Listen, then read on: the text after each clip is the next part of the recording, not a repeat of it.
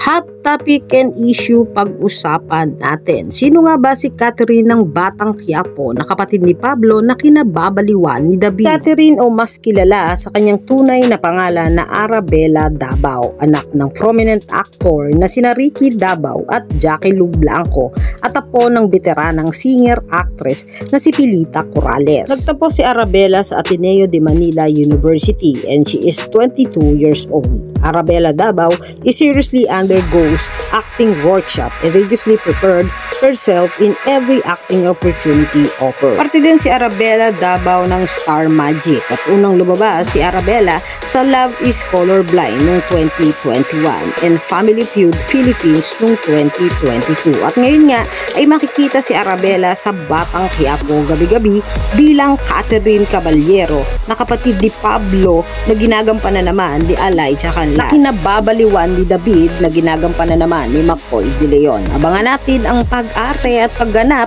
ni Arabella Dabao bilang Catherine sa Batang Quiapo. Yan ang mga hot topic and issue dito lamang sa Tambalang JK.